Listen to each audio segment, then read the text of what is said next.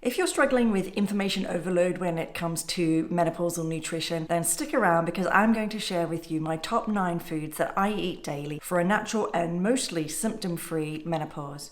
Well, I'm actually perimenopausal, but you get the idea. And if we haven't met, hi, I'm Chelsea Green, holistic hormone specialist, and I help women transition from peri to post menopause naturally using homeopathy, herbs, nutrition, and lifestyle medicine. If that sounds like the type of thing that you're interested in, make sure to hit the subscribe button and the bell so you never miss a video. So I saw a video by Dr. Mark Hyman the other day in which he said food is his medicine and the supermarket or the farmer's market are his pharmacy. And I really like that idea, but I would say food is my medicine and my homeopathy kit is my pharmacy. But whichever way you look at it, food is so powerful. The wrong kind of food can bring on menopause symptoms and the right kind of food can relieve us of symptoms altogether. But of course in menopause it all starts with blood sugar balance. In fact, weight gain, belly fat, depression, anxiety, low mood, low energy, they all sound like menopause symptoms, right? But they're actually all signs of a blood sugar imbalance, i.e. poor metabolic health. So if you need some help in finding a simple and sustainable plan that's going to help you to reset your metabolic health, I invite you to check out my brand new course, Menopausal Metabolic Reset. It's a self-directed course that works with the body, with the hormones, and helps to reset metabolic health and improve those blood sugar imbalances. Within the course, you get 4 exclusive training videos, a metabolic nutrition reset plan, recipe guides, challenge cards, and bonuses including mindset mastery, learning how habits are made and how to implement new habits, trackers including a biofeedback tracker and a habit tracker, and a masterclass on what to do if things were to plateau. All of which you can work through at your own pace and you have lifetime access. So do check that out. The link is in the notes below this video.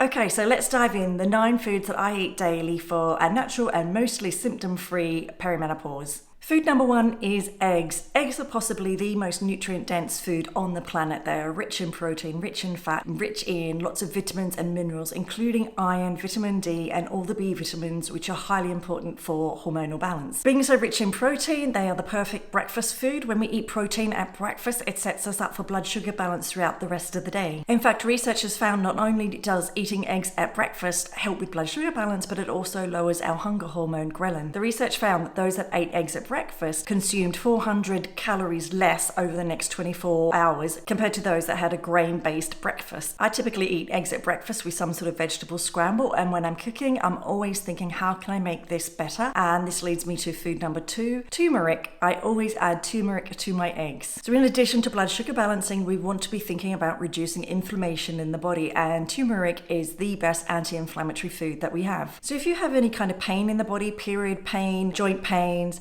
if you have a weak immune system, autoimmune conditions, brain fog, even anxiety and depression, that can all indicate inflammation in the body. Specifically for menopausal joint pain, I would recommend adding turmeric into your diet. And top tip, add black pepper and some sort of fat when you're using turmeric. So with my eggs, I cook them in some sort of oil or butter, and I add black pepper as seasoning. This combination of black pepper, oil, and turmeric makes the turmeric more bioavailable. That is, the body can absorb it and use it more easily. And the fat that I typically use is food number 3, extra virgin olive oil. And a note, it must be extra virgin, ideally organic, but focus on the extra virgin. And ideally you want to buy it in a dark glass bottle. We want to be avoiding liquids stored in plastic to reduce exposure to xenoestrogens, but also thinking about how these liquids are transported and stored under supermarket lights. The heat and the light can make the oil rancid. So we can avoid that by buying our extra virgin olive oil in dark glass bottles. So either a green or a dark brown glass bottle. So why extra virgin olive oil?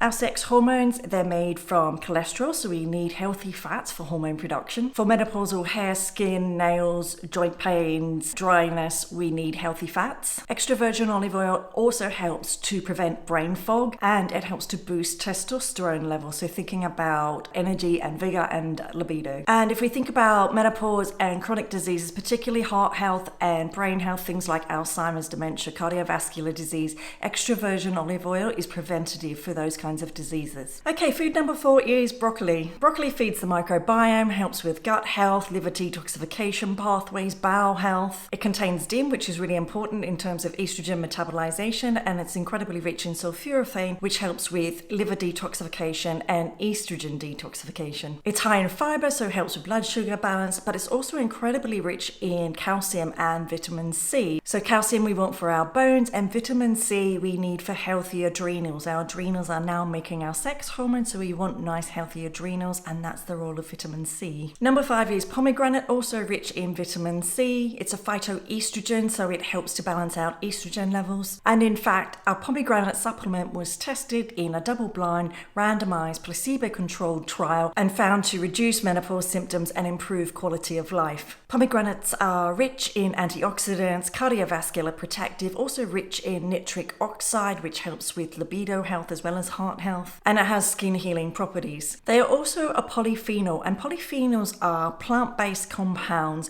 which help to promote good bacteria. And a bacteria that they help to promote, which is of particular interest in menopause, is a bacteria called Akkermansia. Akkermansia is absolutely essential to blood sugar balancing, and those with higher levels of Akkermansia are found to have better metabolic health. So by increasing our consumption of polyphenols, we can help to promote the production of Akkermansia and better blood sugar balance. Another polyphenol is food number 6, blueberries. And just like with pomegranates, they promote Akkermansia. They're also rich in antioxidants and vitamin C. So I talked about vitamin C in relation to adrenal health, but we also need lots of vitamin C for the production of progesterone. Blueberries are super rich in nutrients and just an all-round general superfood. Food number 7 is maca, and if you've watched any of my other videos, you know I love maca. It's a phytoestrogen, so it helps with managing menopause symptoms by balancing out those estrogen levels. It's rich in fiber, so it helps with blood sugar balance. It's great for energy, stamina, and libido. And in fact, if you haven't watched this video here on libido, check that out next because I talk a lot more about it in that video. There's lots of studies on maca, some of which show reduction in hot flushes, improvement in depression, and in blood pressure in postmenopausal women. But most importantly, it's an adaptogen herb, and adaptogens help us to be more stress resilient. So it helps us to cope better with day-to-day stresses. I find the easiest way to have maca is in a smoothie. Have a small amount, maybe a quarter of a teaspoon in a smoothie together with food number 8, flax seeds. So again, flax seeds are a phytoestrogen. They help to balance out those estrogen levels. It's also an omega-3 fatty acid, so it helps with hormone production. And they are brain and heart protective, and they have been linked to breast cancer prevention as well. So they can help with that estrogen dominant state that we see in perimenopause, but also reduce hot flushes and improve vaginal dryness.